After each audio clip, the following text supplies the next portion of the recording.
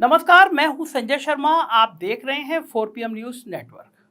दोस्तों, अगर आप आज बैंक में 10 साल के लिए 1 करोड़ रुपए की एफडी कराते हैं, सोचते हैं भाई आगे चल के बच्चों की शादी होगी, नौकरी होगी, घर बनाना होगा, तमाम ज़रूरतें आती हैं तो एफडी करा लो। तो बैंक आपको 7% ब्याज देता है। इस ब्याज की दर पर आपके 1 करोड़ 10 साल में लगभग 2 करोड़ हो जाएंगे। यानी पैसा डबल होने में 10 साल लग जाएंगे। बताओ कितना वक्त लग रहा है। आप वो 1 करोड़ रुपये मुझे दे दीजिए, 10 साल के बाद मैं आपको 2 करोड़ या 5 करोड़ नहीं, पूरे 350 करोड़ दूंगा। आप सोच रहे हो मैं कोई ठग विद्या शुरू कर रहा हूँ, मैं कोई ठग हूँ कि आप मुझे 1 करोड़ दे दो और मैं 350 करोड़ दूंगा। नहीं, मैं कोई ठगी का काम नहीं कर रहा हूँ, मैं कोई नशा वशा करके नहीं बैठा हूँ। मेरे हाथ एक स्कीम लगी है, जबरदस्त स्कीम लगी है, सुपर स्कीम लगी है। 1 करोड़ दीजिए और 350 करोड़ लीजिए, देख लीजिए कौन सी है स्कीम। 25 दिन में पैसा डबल। 25 दिन में पैसा डबल? तो मुझे भी डबल कराना है पैसा। ये स्कीम किसी अरे गहरे नत्थु गहरे के लिए नहीं है। इसके लिए बड़ी ऊंची पहचान चाहिए, ऊंची पहुंच चाहिए। जी हाँ, इस स्कीम के लिए बड़ी ऊंची पहचान, बड़ी ऊंची पहुंच, बहुत रुतबा चाहिए। मुंबई में रहने वाले मुकेश भैया, अपने मुकेश भैया नाम के ही व्यक्ति ने इसी स्कीम के बलबूते बहुत पैसा कमाया है। इतना पैसा कि बेशुमार दौलत हो गई है, देश में सबसे ज़्यादा बड़े आदमी हो गए हैं। पिछले 10 सालों में उनकी दौलत 350 गुना बढ़ गई, 350 गुना। आप जानते हैं मुकेश भैया को? इकोनॉमिक टाइम्स की खबर के अनुसार 2014 जब से अपने मोदी भैया आए हैं, तब से मुकेश भैया की दिन अच्छे हो गए। 2014 से 2019 और फिर 2019 से 2023 में मुकेश अंबानी की दौलत 350 गुना बढ़ चुकी है। 350 गुना। सोच लीजिए, 1 करोड़ लगाइए साहब मेहरबान तो 350 गुना, यानी 10 साल में पैसा डबल नहीं बल्कि 350 गुना बढ़ गया। अब इसके लिए कौन सी ऊंची पहचान, कौन सी बड़ी पहुंच लगी? इस सवाल का जवाब तो एक छोटा बच्चा भी जानता है, सब जानते हैं, पूरा देश जानता है। पर मैं आपको फोटो दिखाकर समझाता हूं। 2 सितंबर 2016 को देश के हर बड़े अखबार के फ्रंट पेज पर यह फोटो थी। मैं पेज दिखा रहा हूं, आपको याद आ जाएगा। देश का प्रधानमंत्री एक कंपनी का एडवर्टीजमेंट कैसे कर रहा है। सब हैरान थे कि देश में कभी नहीं हुआ कि एक प्राइवेट कंपनी का विज्ञापन देश का प्रधानमंत्री कर रहा हो। सवाल उठने लाजमी थे, सवाल संसद तक उठे, संसद के अंदर उठे, क्योंकि हमारे देश का एम्बलम एक्ट इस बारे में साफ मनाही करता है।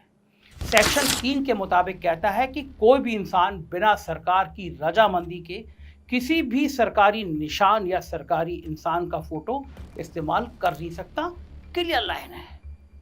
मगर यहां तो सरकार तो छोड़िए, पूरी सरकार खुद प्रधानमंत्री है। सबने कहा मोदी जी की रजामंदी से ही ऐसा हुआ है कि फ्रंट पेज पे विज्ञापन है। मगर अपने मोदी जी को तो आप जानते हैं, शुरू से खिलाड़ी आदमी है। इनके सूचना मंत्रालय के मंत्री राजवर्धन राठौर ने संसद में जवाब दिया कि रिलायंस ने कोई परमिशन नहीं ली थी। कितना जबरदस्त बयान की, कोई परमिशन नहीं ली थी, बिना परमिशन के छाप दिया था। प्रधानमंत्री का फोटो इस्तेमाल करना रिलायंस की गलती है और इसलिए एम्बलम एक्ट के तहत रिलायंस को सजा मिलेगी। सब जने बड़े खुश थे कि देखो भैया, मोदी जी ने रिलायंस को सजा दे दी। इतनी बड़ी सजा दे दी कि मुकेश अंबानी की 7 पीढ़ी याद रखेंगी कि मोदी जी का फोटो छापा तो कैसे छापा। जी हाँ, मोदी जी ने अपने प्यारे दोस्त मुकेश अंबानी को सजा दी। इतनी बड़ी सजा, क्योंकि इतिहास के पन्नों में स्वर्ण अक्षरों में सजा दी जाएगी। इतनी बड़ी सजा कोई दोस्त किसी को दे नहीं सकता। पता है सजा क्या थी? 500 रुपए का जुर्माना। प्रधानमंत्री का फोटो लगा दिया, 500 रुपए का जुर्माना। मैं सोच रहा हूँ कल से मैं भी छाप दूं कि 4PM की ब्रांडिंग प्रधानमंत्री करते हैं। रोज 500 रुपए दे दूंगा, महीने में 15,000 रुपए जाएंगे, लेकिन ब्रांडिंग होगी, प्रधानमंत्री 4PM का विज्ञापन करते हैं। कंफ्यूजन में मत होइए, 500 करोड़ रुपए नहीं, सिर्फ 500 रुपए। ये वाले 500 का नोट, 500 रुपए जुर्माना। समझ गए ना? आप देख रहे हैं ना 500 रुपए, ये 500 रुपए जुर्माना, क्योंकि 1950 के कानून में ऐसा ही लिखा है। बताओ इतना सस्ता मॉडल कहाँ मिलेगा? शाहरुख खान, सलमान खान को लेते करोड़ों रुपए के विज्ञापन के पैसे देने पड़ते हैं। मगर आप मेरी तरह ऐसे इस्तेमाल करने की सोच मत लेना गलती से।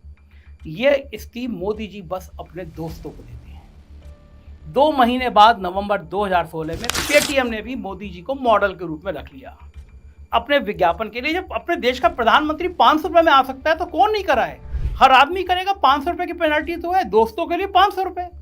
अंबानी की जियो और पेटीएम ने मस्त करोड़ों का धंधा चमकाया प्रधानमंत्री की फोटो लगा के, और फिर 500 रुपये देकर सॉरी मांगी, भाई सॉरी हमने गलती करी, लीजिए 500 रुपये पकड़िए।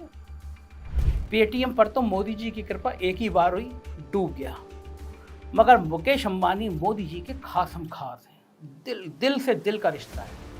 उनके शब्दों में सुने तो मोदी जी इम्पॉसिबल को पॉसिबल कर देते हैं, असंभव को संभव कर देते हैं। मोदी है तो मुमकिन है।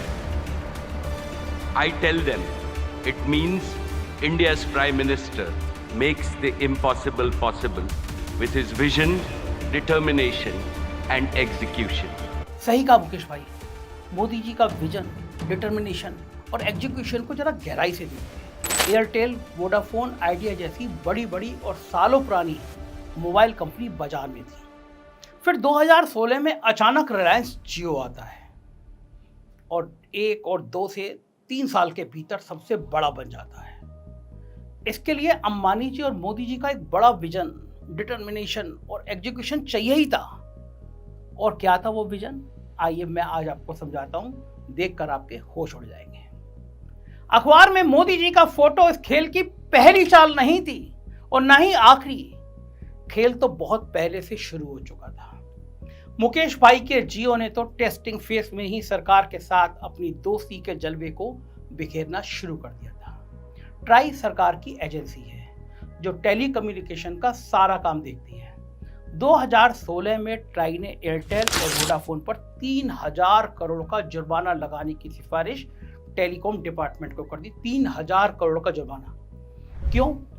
क्योंकि ट्राई के अनुसार उन्होंने जियो को, अपने मुकेश भैया की कंपनी को, जरूरत के हिसाब से इंटरकनेक्टिंग पॉइंट्स नहीं दिए। और जब सिफारिश हुई, पीछे अंबानी भैया थे, तो 2019 में टेलीकॉम डिपार्टमेंट ने वो सिफारिश मान ली और जुर्माना लगा दिया। सोचिए, 3000 करोड़ रुपए का जुर्माना उन पुरानी कंपनियों पे। एयरटेल और वोडाफोन ने कहा कि केवल 1 दिन की परफॉर्मेंस देखकर ऐसी पेनल्टी आपने लगा दी, जबकि हमारी 30 दिन की एवरेज देखनी चाहिए थी। कौन सुनता है, सुनेगा कौन?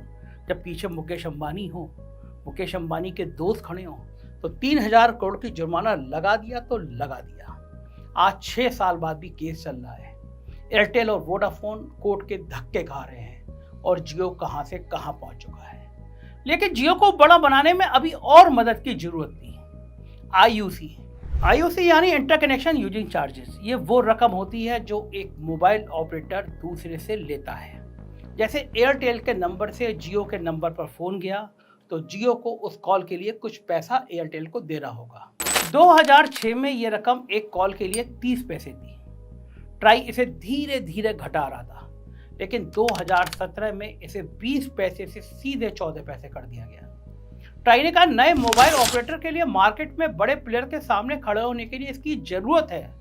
इसे आम आदमी के लिए भी कॉल सस्ती होगी। बड़ी अच्छी बात कही, बहुत ही शानदार बात कही। लेकिन 2016-17 में कितने नए मोबाइल ऑपरेटर आए थे मार्केट में जिनको इस स्कीम से मदद मिली? केवल एक। समझ गए ना? अपने मुकेश भैया, मुकेश अंबानी का जियो मोबाइल। बाकी मोबाइल ऑपरेटर खूब चिल्लाए, ये सिर्फ मुकेश अंबानी की कंपनी को फायदा यह दिया जा रहा है। पर बाकी की सुनता कौन है? मोदी है तो सब मुमकिन है, अंबानी है तो सब मुमकिन है, दोस्ती है तो सब मुमकिन है। 2018 तक जियो मार्केट में एस्टेब्लिश हो गया था। अब तक मुकेश अंबानी और जियो को शिकायत थी कि बाकी मोबाइल ऑपरेटर इनके खिलाफ साजिश कर रहे हैं। और जैसे ही इन्होंने पैर जमाए, वो खुद क्या किया? सस्ते फोन, कॉल फ्री, बिल्कुल सस्ता इंटरनेट डाटा। ये स्कीम पब्लिक को लुभाने के लिए तो थी, मगर केवल तब तक थी जब तक बाकी मोबाइल कंपनी को बाजार से बाहर ना कर दें। बेचारे एयरटेल, वोडाफोन वगैरह फिर गए ट्राई के पास, रोते रोते गए, गुहार लगाई कि ये तो बहुत ही गड़बड़ है, ये तो बिल्कुल नियम के खिलाफ है। मतलब शिकारी जैसा व्यवहार ताकि दूसरे सब खत्म हो जाए। शिकायत जायज थी। नियम के मुताबिक जिस कंपनी की बड़ी मार्केट पावर हो उसे ऐसा करने से रोका जा सकता है। उस पर एक नियम, सरकार का नियम लागू होगा। मगर ट्राई ने क्या किया, मार्केट पावर निकालने का नियम ही बदल दिया। मोदी है तो मुमकिन है। अब तक मार्केट पावर जानने के लिए 4 मापदंड होते थे: कुल सालाना धंधा, ग्राहकों की संख्या, कुल कॉल की संख्या और कार्य क्षमता।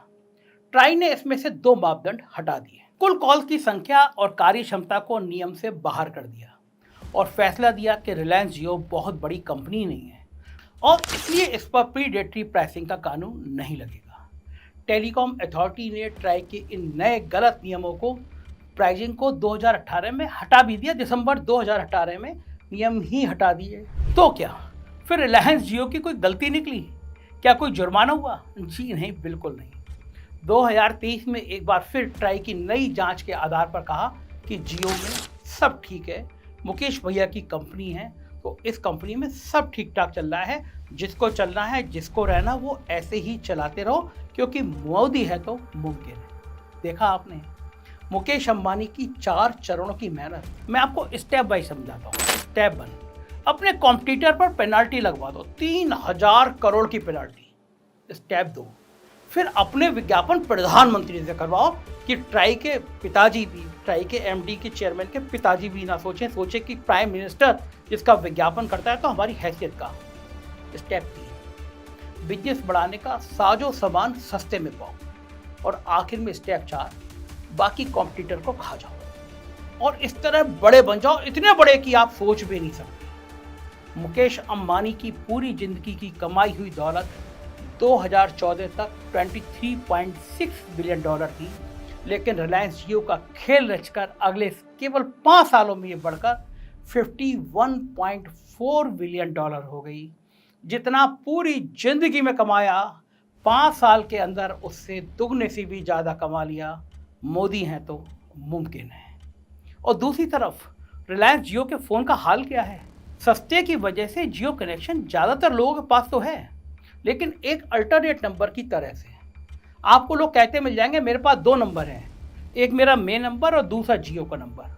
मतलब मुकेश भाई की अमीरी तो बड़ी, मगर इनका जियो आज भी क्वालिटी के नाम पर लोगों का भरोसा जीत नहीं पाया, क्योंकि लोग जानते हैं कि धंधा मुकेश जी कैसे करते हैं। मुकेश अंबानी और मोदी का रिश्ता सिर्फ बिजनेस करने और दौलत बढ़ाने तक सीमित नहीं है।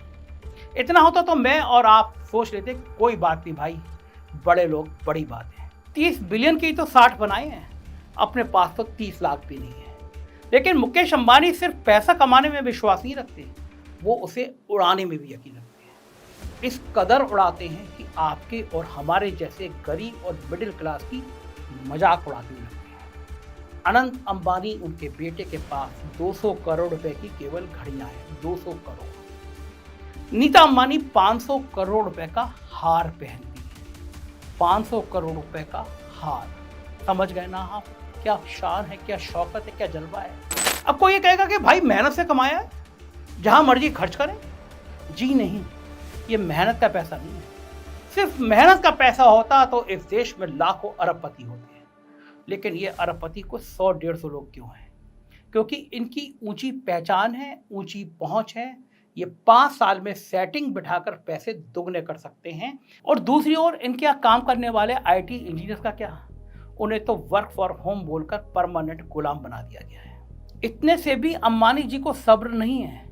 वो अपने दोस्त के लिए, साहिब के लिए देश में हिंदू मुसलमान का फसाद खड़ा कराना चाहते हैं। एक नेटवर्क 18 चैनल खरीदा है, सालों हो गए। उस चैनल पर दिन रात हिंदू मुसलमान का झगड़ा दिखाया जाता है। कुछ थंबनेल आप देख रहे हैं, इस थंबनेल में आपको दिख जाएगा कि किस तरह देश में एक फसाद खड़ा करने की कोशिश की जाती है। 2 धर्म के बीच में, 2 समुदाय के बीच में जहर कैसे हो जाए, बंटवारा कैसे हो जाए, उन्माद कैसा हो जाए, इसके लिए अंबानी जी दिन रात मेहनत करते हैं। लोग पूछते हैं कि जब भारत में, जिस भारत ने तुम्हें इतना दिया है, उस भारत को इतना तोड़ना क्यों चाहते हो? मुसलमानों से इतनी नफरत क्या है? और फिर लोग पूछते हैं कि रहने के लिए दुबई में फिर जो मुस्लिम बहुल इलाका है उसमें आशियाना क्यों खरीदते हो? कहीं कुछ करें, मोदी है तो मुमकिन है। अंबानी जी को सब नहीं है, वो हमें दिखा देते हैं बार बार कि हम पैसा भी कमाएंगे, उसे मौज मस्ती में खर्च भी करेंगे और इन सब के बाद मेरे और आपके देश के रिसोर्स को अपने लिए यूज भी करेंगे। अंबानी और उनके परिवार को जेड प्लस सिक्योरिटी मिली हुई है। यह जेड प्लस सिक्योरिटी के कमांडो हमारे देश की फौज और पुलिस के सबसे बेस्ट सोल्जर हैं। एक तरफ चीन हमारी सीमा में घुसने की तैयारी में है, उस वक्त देश का बेस्ट सिपाही अंबानी और उनके परिवार की सुरक्षा में लगा हुआ है। एक दो सोल्जर नहीं, जेड प्लस सिक्योरिटी में 55 जवान होते हैं। बेहतरीन, हुनरमंद, होशियार, बेखौफ, जान जोखिम में डालने वाले, जान कुर्बान कर देने वाले कमांडो होते हैं। सुप्रीम कोर्ट के आदेश के बाद अंबानी इन सब कमांडो की सैलरी का खर्चा उठाते हैं। जो सैलरी होगी वो अंबानी देंगे, सुप्रीम कोर्ट ने ऐसा कहा। मगर ये तो वही बात हो गई कि जिसके पास पैसा है वो कुछ भी कर सकता है। आज इन्होंने देश के बेस्ट सोल्जर को अपनी सुरक्षा में लगा लिया, कल को ये पैसे देकर संसद भवन में अपने बेटे की शादी करा देंगे। अब आप कहेंगे नहीं, संसद में शादी को थोड़ा ज़्यादा हो गया। अरे भैया, कुछ ज़्यादा नहीं हुआ। इनके बेटे अनंत अंबानी की प्री वेडिंग फंक्शन की कहानी सुनेंगे तो सच में लगेगा कि संसद भवन को भी एक किराए पर ले सकते हैं। आपको पता है ना शादी में कौन कौन आया? बिल गेट्स आए, फेसबुक के मालिक आए, सारे फिल्म वालों को बस में बिठाकर अंबानी ने उंगलियों पर नचाया। लेकिन जो आपको पता नहीं है वो मैं आपको बताता हूँ, आपके पसीने आ जाएंगे। लेकिन बुरा मत मानिएगा, दिल पे मत कीजिएगा, मोदी है तो मुमकिन है। जामनगर के एयरपोर्ट पर दिन में मुश्किल से 4-5 सिविल उड़ान होती हैं, क्योंकि ये एयरपोर्ट मुख्यतः मिलिट्री एयरफील्ड है। पाकिस्तान में होने वाली किसी भी तनाव के वक्त हमारी एयरफोर्स के जहाज यहीं से उड़कर देश की रक्षा कर सकते हैं। पाकिस्तान को भी पता है कि यहीं से जहाज उड़ेंगे और रक्षा करेंगे। लेकिन अंबानी के बेटे की मेहंदी का बेशरम नाच देखिए। यहाँ एक हफ्ते में 600 प्राइवेट एयरक्राफ्ट है। क्योंकि बाहर से इतने लोग आए हैं तो उनकी कस्टम चेकिंग जरूरी है। इसके लिए एयरपोर्ट अथॉरिटी ऑफ इंडिया ने जामनगर एयरपोर्ट को कुछ दिनों के लिए इंटरनेशनल एयरपोर्ट का दर्जा दे दिया। दे नहीं सकते, दे दिया। मोदी है तो मुमकिन है। अंबानी के मेहमानों के आने जाने और इनके जहाज़ों की देखरेख किसने की? हमारी भारतीय एयरफोर्स ने। क्या इसके लिए हमारे देश की सेना और एयरफोर्स? क्या कोई अमीर है तो इस देश की सुरक्षा का इस कदर मजाक उड़ा सकता है, देश को ताक पर रख सकता है? सोच कर देखिए, गरीब के लिए रेलवे के जनरल के डिब्बे हटा दिए गए हैं, जानवरों की तरह रेल में भरे जाते हैं, ठूसे जाते हैं। मिडिल क्लास के लिए पूरे परिवार के साथ जहाज में सफर करना सपने जैसा लगने लगा है। सीमा पर चीन और पाकिस्तान घात लगाए बैठे हैं और अंबानी फौज से अपनी रखवाली करवा रहे हैं और एयरफोर्स से अपनी शादी के मेहमानों का आना जाना मैनेज करा रहे हैं। अब जरा दिल पर हाथ रखकर बोलिए कि अंबानी का पैसा मेहनत का है। नहीं बोल पाएंगे। देश और देशवासियों मिलकर खून पसीना एक करके जीडीपी को एक साथ बढ़ाते हैं। लेकिन मलाई कौन लूट कर ले जाता है? ऊपर बैठे कुछ बड़े लोग, अपने मुकेश भैया। देश की बढ़ती इकोनॉमी का सारा पैसा इनकी जेब में जा रहा है। आपके लिए और मेरे लिए है महंगा पेट्रोल और महंगा सिलेंडर। महान एक्टर बल्लाल साहनी से एक बार किसी ने पूछा था, यह देश कब बदलेगा? उनका जवाब था, जब गांव में बच्चों को पढ़ाने वाले फटियाल अध्यापक की लोग दोबारा इज्जत करने लगेंगे और लूट खसूट से की गई साहूकार की कार पर लोग थूकेंगे। तो आप समझ लीजिए, देश बदलना है तो कहां पर थूकना है। जय हिंद।